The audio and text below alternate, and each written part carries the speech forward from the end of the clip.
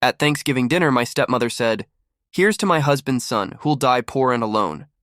My father nodded, "I'm cutting you from the will." My stepsister laughed, "He's so broke, he probably stole gas money to get here." I grinned like a wolf, pulled out documents, and said, "Speaking of wills, Dad already signed everything to me last year. Alzheimer's, remember." 2 weeks later, I emptied every account, transferred every property, and left them with exactly zero. Now they're falling apart. What the hell is this? We need to talk, please. The dining room smelled of sage, roasted turkey, and barely disguised contempt. Crystal glasses caught the chandelier light, glittering like knives.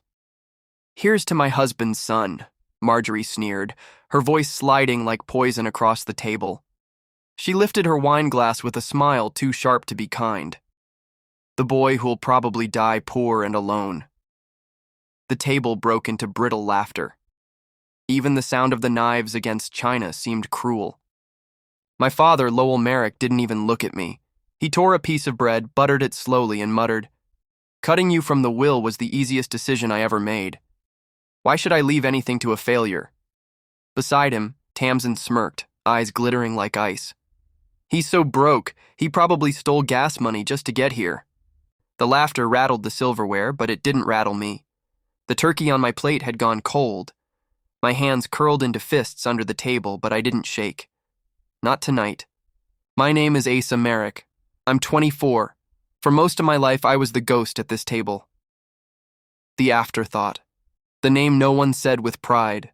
I grew up measuring silence, flinching at every careless word, every half glance that told me I didn't belong. But tonight, under that golden chandelier with my father's cold eyes burning into me, something was different. I wasn't the boy who swallowed shame anymore. I wasn't afraid. I wasn't angry. I was patient. And patience is dangerous when it belongs to someone who's been overlooked too long.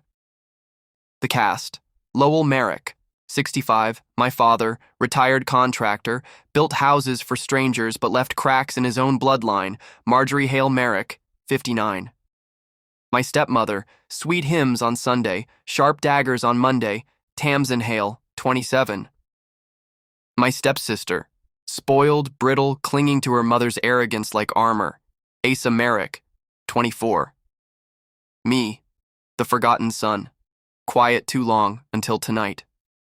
Lowell finally turned his weathered eyes on me, jaw working slow like an old machine. "You think you deserve anything? I gave you a roof. You gave me nothing back." His voice was a hammer, each word meant to strike me down. Marjorie didn't wait for him to finish. She stabbed her fork toward me like it was proof. "Richard, don't waste your breath. He'll never be anyone. He doesn't even carry your strength." Tamsin leaned forward, smirking. "He's not even real family, just a leftover mistake."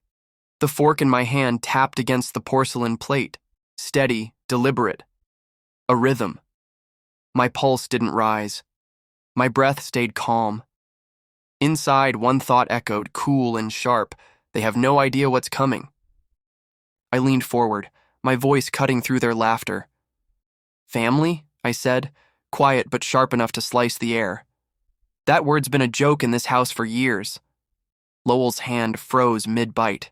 His eyes narrowed. "You're out of line, boy." "No," I said, my voice steady, steel hidden in silk. "You watched me work 2 jobs to keep my tuition alive while you called me lazy. You drove past me sleeping in my car when rent swallowed me whole.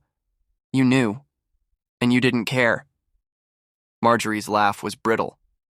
"So dramatic. Always the victim. You want applause for surviving? Plenty of people do more with less." But I didn't look at her.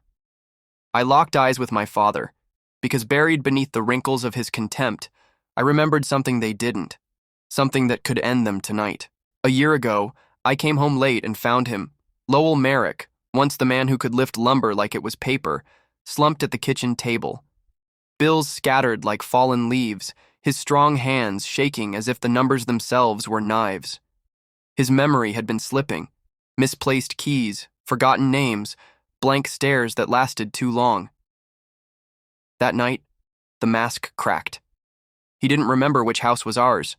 He didn't know what month it was. I stayed up 3 nights straight, sorting accounts, calling banks, talking to lawyers. He cursed me for interfering, called me ungrateful. But when the lawyer came, trembling hands signed where I pointed, power of attorney, property deeds, every account shifted into my name, not because he trusted me, because he couldn't trust himself, and I never told them. I leaned back in my chair now, calm. A smile tugged at my lips for the first time all evening. Speaking of wills, I said, voice light but cutting. Dad already signed everything over to me last year. Alzheimer's, remember? The air turned solid. Silence slammed into the room. Tamsin's laugh broke in half, high and strangled.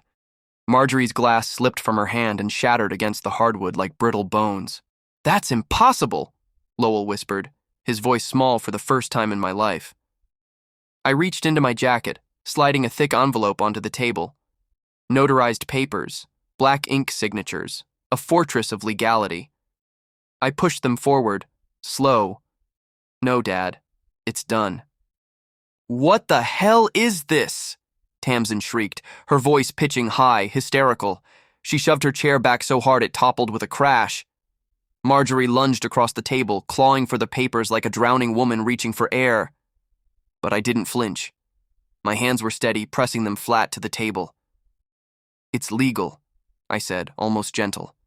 "Every account, every property, every penny. Mine." Lowell's hands trembled as he stared at the signature he didn't even remember signing. For the first time, he wasn't the giant who'd towered over me. He looked small, fragile. "You can't, Asa, you can't do this." My voice softened. "I didn't do this to you. You did this to me, years ago. Every time you looked at me like I was nothing, you built this moment brick by brick." Tamsin stormed out, her heels cracking like gunshots down the hall.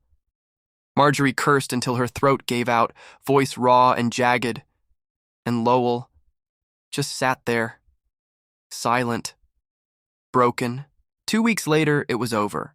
Accounts closed, properties transferred. The Merrick estate, every last piece of it, rested in my name. My phone lit up with desperation. 15 voicemails from Marjorie in one night. "We need to talk, Asa, please. We can work this out." One message from Tamsin. "You ruined us. I hope you rot." Nothing from Lowell. Not one word.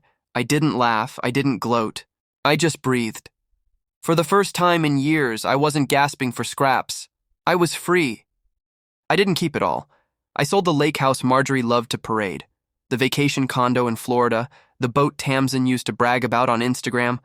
I used the money for something quieter. A modest apartment with light that spilled across the floors each morning, a savings account, a desk where I could finally write my own plans. And then I wrote him a letter. "You always said I'd die poor and alone. The truth is, I never wanted wealth. I wanted a family. You chose otherwise. I'm not angry anymore. I'm free." Did he read it? Maybe. Did he understand it? Probably not. But the chains were gone. The silence inside me wasn't heavy anymore.